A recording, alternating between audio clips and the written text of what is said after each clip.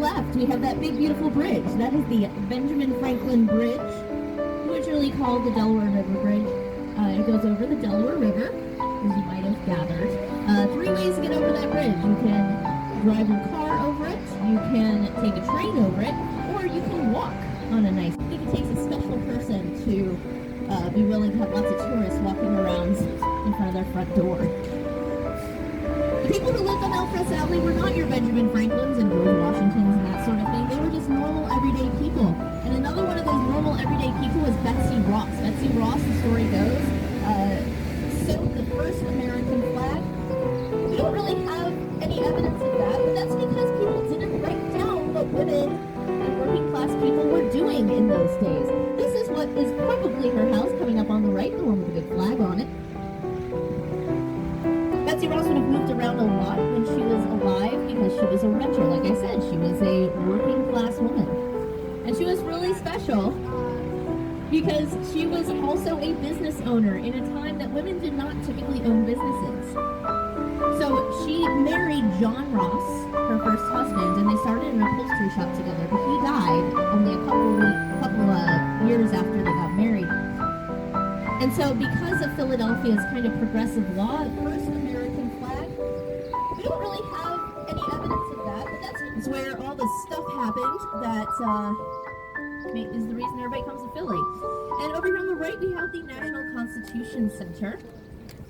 So you can learn a little bit about what happened in that building over there. And interesting if you're into that sort of thing. Coming up on the right, you're not an economist. You might be like, does this sound that interesting? Well, you're not alone, because unlike other museums where you have to pay to get in, they'll pay you to go.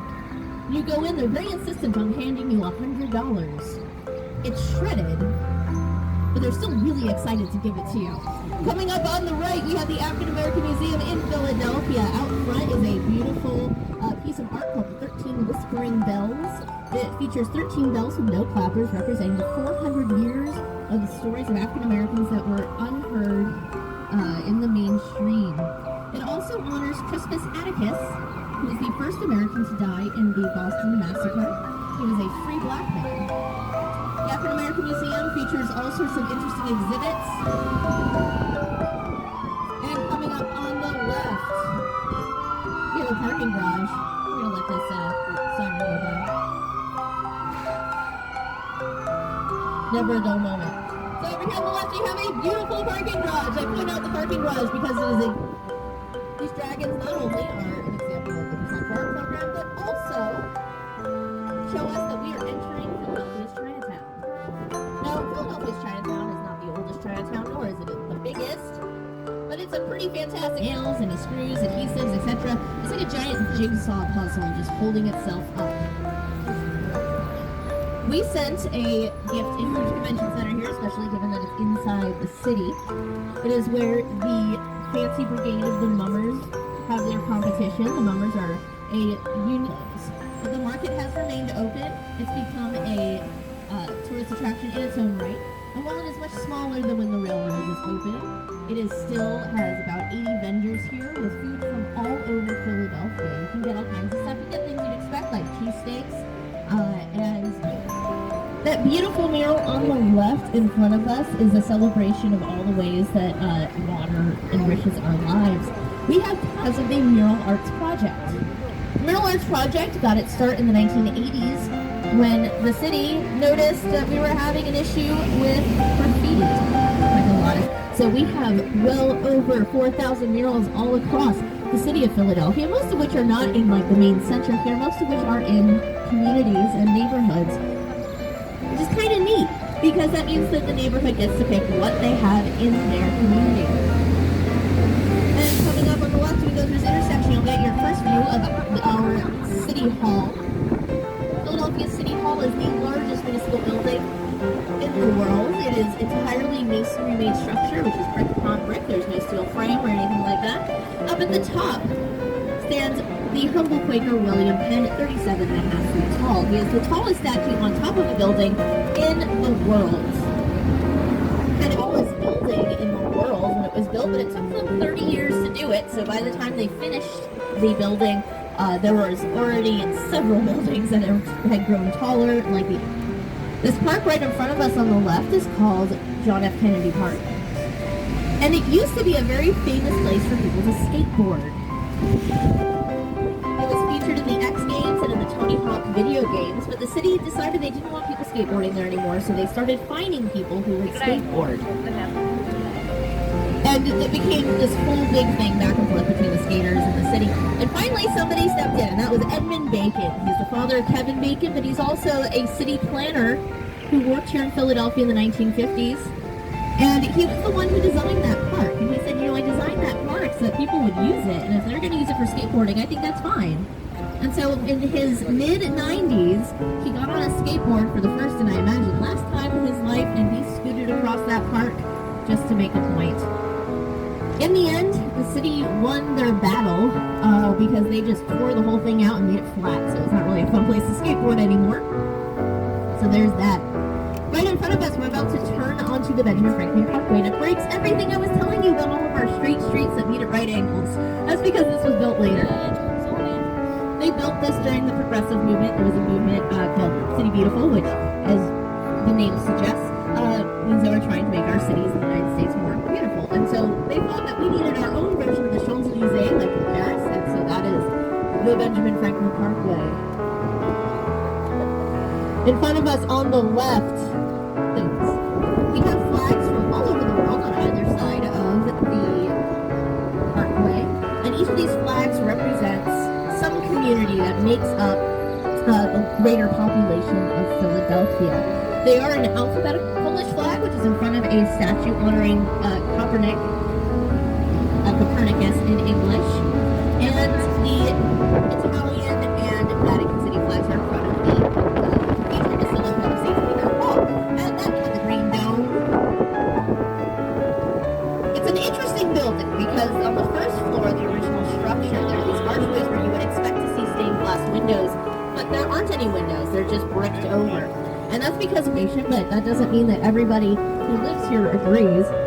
And so the nativist movement, who was anti-Irish Catholic, the way they dealt with that was by doing things like throwing bricks through windows and setting churches on fire. So when they built this cathedral, they wanted to prevent that. So they put all their windows high enough up that you couldn't reach it through. If you threw a rock, you'd be pretty impressive. As time went on, of course, those concerns went away. And in the 1970s, we had a papal visit, which is city. In the center, we have Swan Memorial Fountain, which is done by the artist Alexander, my brain just turned off, Sterling Calder. It was the son of Alexander Milne Calder, who did all of the carvings around City Hall. This is actually a very popular place for Philadelphians to take their children to go swimming on hot days. The city would rather we not do that, but, Philadelphians can do what they want. These beautiful buildings on the right-hand side, this is our version of the Twin Palaces, like in Paris. And they were designed by Julian Abel, who was the first African-American to graduate from the University of Pennsylvania architecture students. The one on the right is city offices right now, but it is the future home of the African American Museum in Philadelphia, which is really very exciting because it is a beautiful building and it puts it along our museum mile. Philadelphia. This is a gorgeous building in its own right. It's one of a large system all around Philadelphia. It has an impressive manuscript collection, and it has one of the largest orchestral music libraries in the world. For an orchestral museum, there's a pretty good chance that your orchestra has borrowed music from this library. A lot of the libraries in Philadelphia, not this one, but a lot of the other ones, all the smaller ones in the neighborhoods were, as his name suggests, he made a whole lot of money. He invented an important drug that helps protect children during childbirth, and made a whole lot of money and decided to spend that money on a lot of his house, and he would open his house up as a museum and allow people to come visit. Not the original thinker, but it is original casting, so it's cast from the original piece that was made.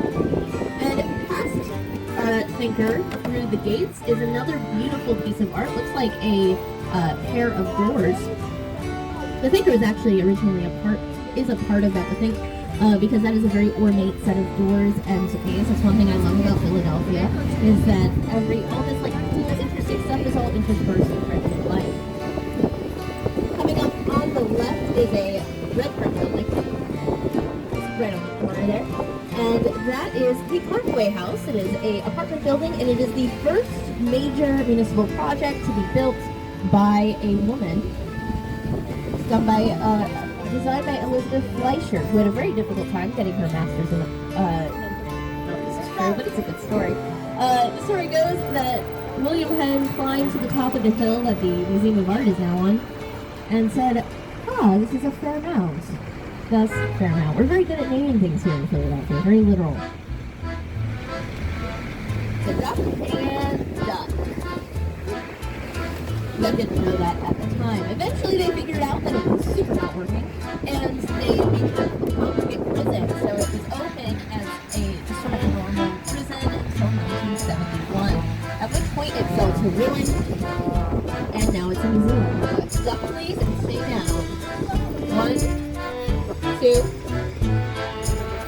3. Okay, we're good for the moment. Good job, everyone. This huge building in front of us, and if you look to the right, you'll get a beautiful view of the gatehouse. This is the Eastern State Penitentiary. Very impressive building. Eastern State Penitentiary was founded with the idea that people who were caught breaking the law, so that way people knew he was breaking the law, but they couldn't prove it. They were able to prove it, and he was put in Eastern State. Duck, please. Duck, duck, duck, duck, duck, under the sign. This gorgeous building on the right is now a part of the Philadelphia Museum of Art, but it was originally a Fidelity Insurance building. There's dogs on either side of the doors. They represent loyalty, because when I think of loyalty, the first thing I think of is insurance companies. There's also a number of beautiful golden statues of animals up on top, including these very terrifying looking squirrels that represent frugality, an owl for wisdom, a crane for, I don't remember what the crane's for, but there's a crane. And here on the right is the Philadelphia Museum of Art, also designed by Julian Abel. And we have this beautiful golden statue on the right of us. This is a statue of Joan of Arc. Not actually gold, she would not still be there if she was in Philadelphia after all. You might be wondering why we have a statue of Joan of Arc in Philadelphia. It's kind of weird. Well, that's because we have a large French population here. And that is because after Napoleon, Rocky first became famous in the Rocky, done by Solomon Kim. There's tons of kids who follow him, and it's like, wow, these kiddos in the water these days, they went a whole long way. And then he finished up by running up the back steps of the Philadelphia Museum of Art and jumping around and being very proud of himself. Well, so because of this, Sylvester Stallone went on to make this whole debate about what is art versus movie memorabilia and that kind of thing. Well, the art museum won, and the city put Rocky down by the sports stadiums in South Philly. That's where it was when I was a kid. But they decided to move it again because people want to see it. They want to see Rocky. And it's kind of a hassle to go down to sports stadiums. So they of George Washington himself. It's actually an incredibly accurate version of him. A life mask was used to carve that. So with Sylvester Stallone, he's filming Rocky. Nobody knows who he is. He's just some guy who's making a morning difficulty in the Italian market. And so, Philadelphia being Philadelphians, we tend to express ourselves. This person moved out from his stall and threw an orange at Sylvester Stallone's head. Sylvester Stallone turns around and catches it. That scene remained in the movie. And it's played off like the neighborhood's like, yeah, we're behind you, Rocky. But really they're saying, get out of our neighborhood, you're making trouble. Except perhaps with stronger language as it's Philadelphia. Okay, here are our beautiful steps. Very exciting. Beautiful building. Up at the top of the building we have griffins. Griffins are a mythical creature that protects great treasure. And those griffins are protecting a great treasure because they are also lightning rods. Stay seated. Thank you. Where we are now is Eakins Oval. So, you just have to trust me, it's there. Thomas Eakins taught at the Pennsylvania Academy of Fine Arts. Unfortunately, was not for reasons.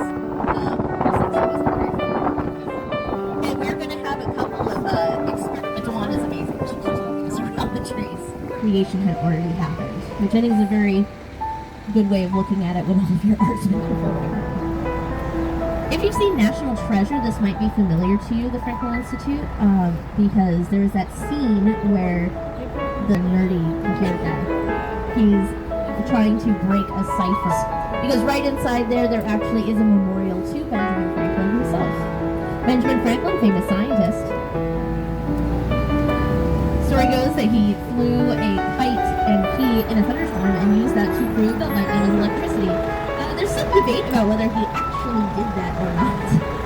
But he did determine that lightning was electricity, which has saved countless lives. Over here on the left, we have a beautiful memorial to the African American soldiers who have fought in all of the different wars in the United States and have not previously been honored as well as deserved.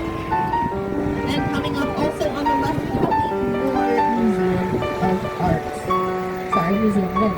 University of Art. It is an all-girls art institution. They do have a museum attached.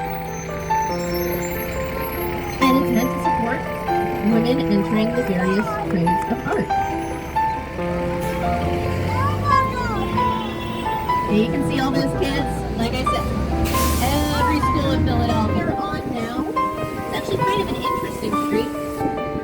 Most of Philadelphia, when it was built for people to be walking, not giant double-decker buses like we are doing today. And so, like many old cities, we've had to adapt. And one of the ways we've done it is by widening our streets. And this is an example of a street that we widened in 1930s.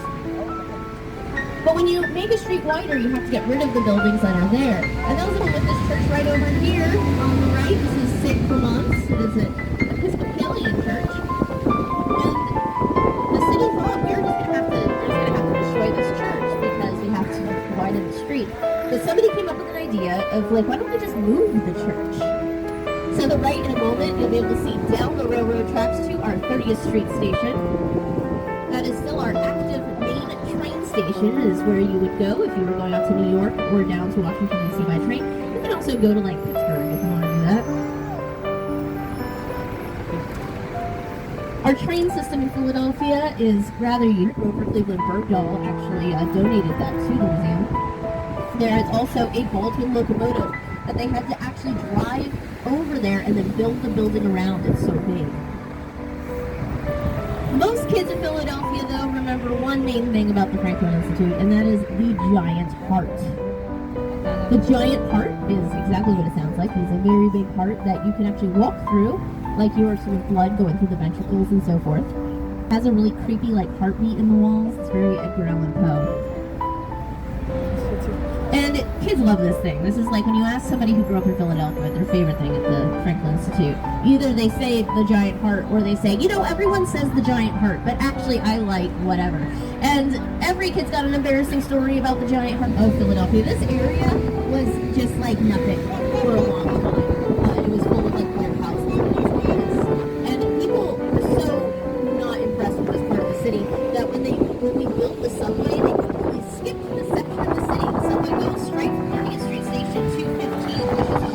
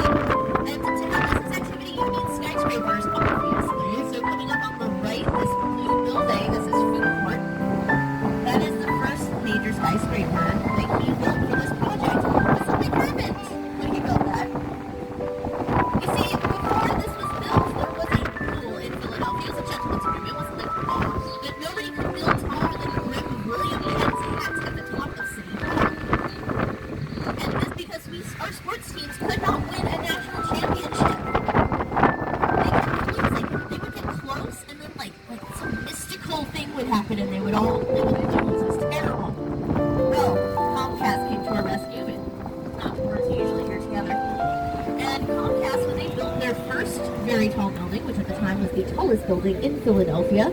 They put a little statue of William Penn up at the top, and that's the year 2008 that we won the World Series. It's also the year that the Philadelphia city discovered that they needed to grease lampposts because Philadelphians like to climb things when we are happy. Over here on the left, we have Octavius Cato, the civil rights leader in the 1960s, but not Octavius. He was active in the 1860s. He was integral in the desegregation of the trolley lines and also in protecting voting rights of Black Philadelphians.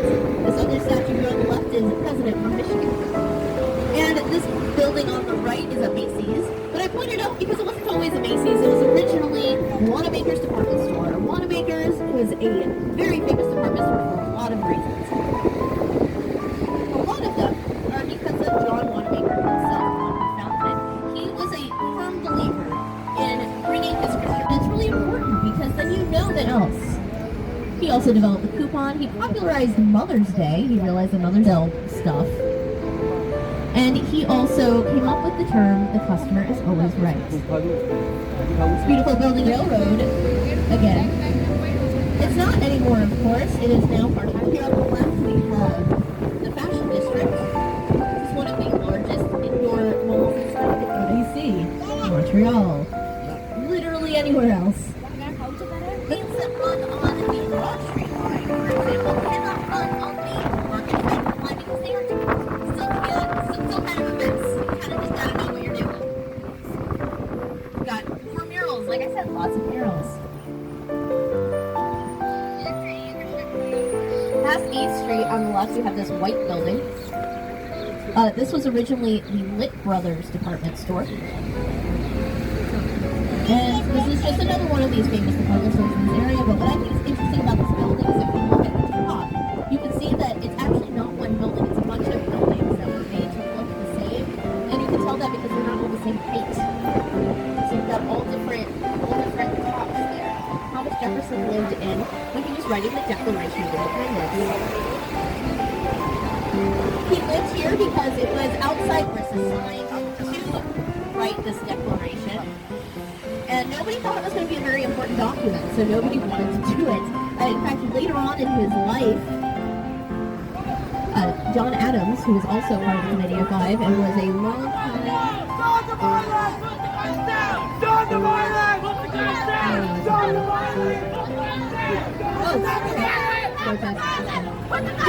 We are right by Independence Hall, so this is a very popular place to, you know, if you're unhappy with how things are going or what have you. It is a very sort of important place to have a protest. It's also right by the Liberty Bell. This building you're passing on the left is where the Liberty Bell is located. Liberty Bell is not working, it's broken. There's a big old crack in it. The reason it's famous is because on the top there is a quote from Leviticus. It says, and they shall proclaim 50 years of religious freedom in Philadelphia. And they took the bell out and they rang it and it cracked almost immediately. And then there's a lot of, like we did in this building, we are passing now on the right in Independence Hall, but not all Americans have liberty. So they used this cracked bell as an example of the fact that we still had some work to do here in the United States. And it's continued to be a place where we represent the things that we still need to work on. So, for example, in the 1960s, this was a place, speaking of protests, where a lot of the gay liberation protests happened before the Stonewall riots. It's actually where the first protest for gay rights happened.